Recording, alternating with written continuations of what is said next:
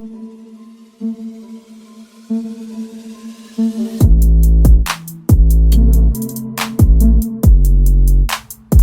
buddies, it's badlorie and I'm back today with a brand new Cottage Living speed build for y'all. I haven't done one of these in a little while, so let's see if I still remember how it works. For those of us who are new here, allow me to introduce myself. Hi, I'm badlorie. I create content related to The Sims. I do news, let's plays, let's builds, and short films as well. What I really mean by short films is actually YouTube shorts. I do short videos from time to time too. So if you're into any of that stuff, make sure you hit that subscribe button today and ring the bell so you'll have notifications turned on for when I actually do create videos. But that's enough about me, back to the build. So we are just getting started here, laying out some rooms, giving us a little bit of a floor plan. As you see, I already played with the terrain tools a little bit, and I actually put a pond in, well, 2 ponds actually. Believe it or not, that was actually my first interaction with the pond tool. I found it to be quite intuitive, and I can't wait to play with it some more and come up with some creative builds for that. I've been on Twitter, I've been seeing what you all have been posting. I've been seeing some really cool flooded basements, some really cool shallow pools as well, and let's just say that I've seen it all and I've been inspired, so there's going to be some more builds to come. As of this point in the video, we have finished the roofing, which is the bane of my existence, and now we're adding doors and windows to the house and it's starting to look more like a house and less like boxes. Since this is my new Cottage Living house, I wanted to try to keep everything based in Cottage Living as much as possible, if not that base game, so everything's going to have a nice country feel to it and be very cute. So this house ended up being just a little bit too expensive to be a starter home by the time we're done building it, but that's okay. I feel like this is better for somebody who's ready to move out of the city and get started on their farm life, somebody's a little bit more established, somebody who knows that they don't want to have any children because there's no room for them in this house. When it came to the actual painting of this house, I went with mostly wood and stone and a thatched roof because I wanted it to kind of match like that house in the background that you can kind of see off to the left corner.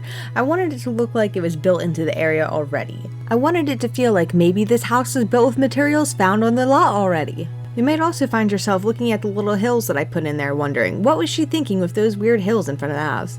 Well, I wanted it to look like it was nestled into some rolling hills, and this is as close as I can get because we can't actually control the terrain off the lot. So I'm pretty sure that Henford-on-Bagley was supposed to be modeled after England, which is a place I've never been to, so this is my best attempt at guesstimating what an English cottage could look like. I think for my next build, I'm going to spend some more time on cottagecore Pinterest before I start to build. That way I can make it look more like an actual replica and not like something that I designed in my own head. For this particular build, I just felt inspired, so I opened up The Sims and started building. How do you prefer to build when you build in The Sims? Do you prefer to look at pictures and get inspired, or do you prefer to just go for it and create what your little heart desires? Let me know in the comments what you think. I personally prefer to just go in and build whatever my little heart desires, but I think it comes out better if I have a plan first. There's something more organized about having a plan before you go into your build. Although for me, something feels less creative about when I follow like a Pinterest picture or something that I found off of Zillow. I feel like I'm just kind of recreating something that already exists then, and it takes a little bit of the fun out of it.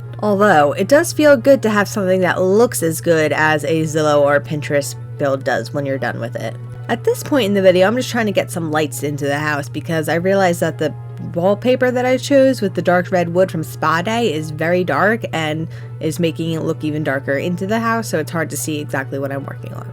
And the first room that I worked on, of course, is the bathroom, just because that's my favorite and I feel like it's the easiest to get done because it's usually the smallest room in the house. To make this bathroom complete, we mixed in elements from some of my favorite packs, such as Realm of Magic for the toilet and Laundry Day for the little rug. We also used a base game shower tub and the new sink from Cottage Living in here. The next room that I wanted to work on was the foyer. I thought that was going to be a good start too because I like doing the tiny rooms first. Every farm style house that I've ever been to has had a cute little foyer, something like this, so I thought it was important to include one to the farmhouse that I was building. I also included a mudroom around the back door as well. We'll get to that later. But in the foyer, I really just wanted to have some cozy, welcoming vibes, nothing too cluttered, but enough cluttered that it would look lived. After I had finished cluttering the foyer, the clutter bug in me had to return to the bathroom to add some decorations in there as well, such as towels and the toilet paper roll. Finally, we moved into the open kitchen living room area, which is the main part of the house. I don't know if it's weird to have the primary bedroom coming off of the kitchen like this, but that's how I built it because that's how this floor plan had to work.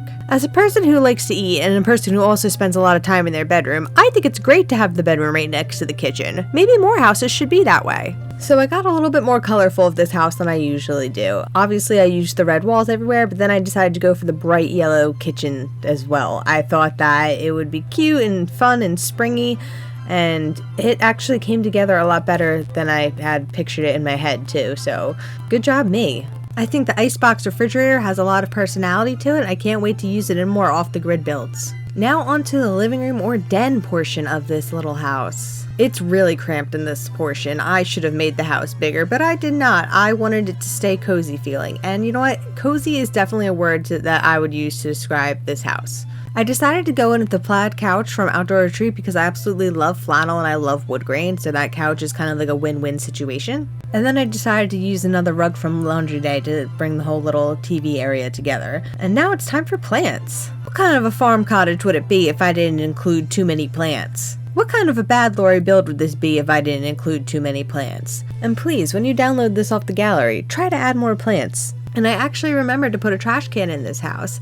I decided to use the trash can from Snowy Escape because I thought the wood grain on there looked the best at the kitchen.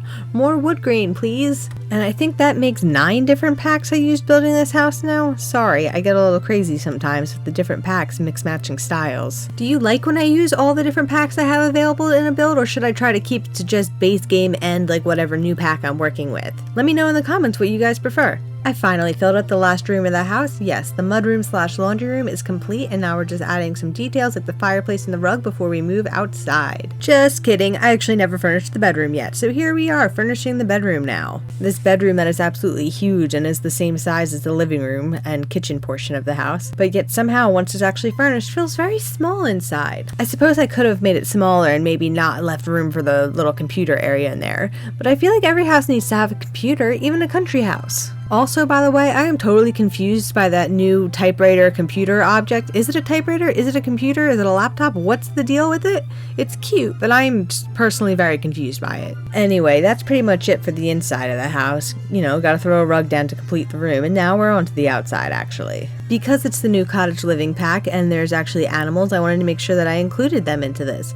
So I threw down a little barn for a cow / llama after putting down the broken trees for wild bunnies and wild birds, and now there's also a chicken coop too. So you can actually have like a full-on farm in this house. Don't worry, I made sure to fence in the whole animal area just because this house does have a lot challenge of having wild foxes on it, which sounds so cute. From what I understand though, the foxes can eat your chickens. I could be wrong about that, but I'm pretty sure that they can at least attack your chickens or cause some kind of mayhem with your chickens, so keep an eye out for foxes. Last but not least in this video is going to be the little gardening area and some terrain paint. I thought it was important to include a supersized fruit and vegetable gardening area because that was a new feature in the pack as well, and then you can always add whatever other gardening you want after that as well. But here it is, here's the house, it's finished. Thanks for watching another speed build, buddies. It means a lot to me that you hung around today, and if you enjoyed this video, don't forget to subscribe and give me a like or a comment below. I love you so much, and I'll see you in the next one. Bye!